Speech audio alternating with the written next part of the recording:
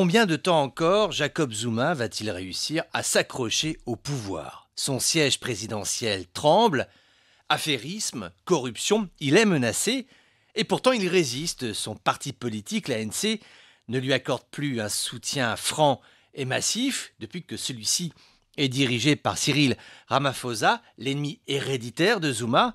L'Afrique du Sud vit des heures politiques difficiles. Le pays va mal. L'ANC n'incarne plus la légitimité historique des années Mandela. C'est un parti comme les autres, en proie aux déchirures internes, aux défis d'une société où les inégalités se creusent. L'apartheid est tombé, mais le racisme social demeure. Le chômage des jeunes est un fléau, la criminalité un cauchemar. Chaque jour, 7 homicides se produisent dans la seule ville de Cape Town. Et durant ce temps-là, le clan Zuma préside, fait chauffer la carte bancaire. Pour se rendre compte de la blessure que le président sud-africain inflige à son peuple, il ne faut jamais oublier que ce pays est d'une richesse infinie.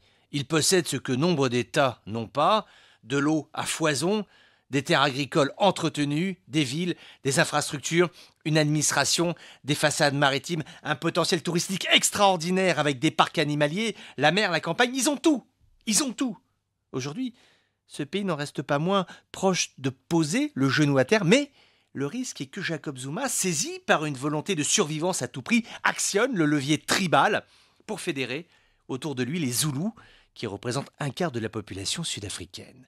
Mettre le doigt dans cet engrenage serait une folie, car le risque d'embrasement réel. L'ANC voulait libérer les populations noires du joug de l'apartheid, cela a été fait, tant mieux, mais ce parti n'a jamais été capable de tirer son peuple vers le haut, fermer les ghettos, donner du travail, de la sécurité aux citoyens. Même les Blancs ne s'en sortent plus. Tu les vois mendier au feu rouge à Pretoria, Johannesburg ou Cape Town. Les fermiers sont assassinés, 70 meurtres l'année dernière, 20% des exploitants ont abandonné leurs terres. Le bilan de Jacob Zuma, c'est ça, une honte qui pourrait atteindre son paroxysme bientôt.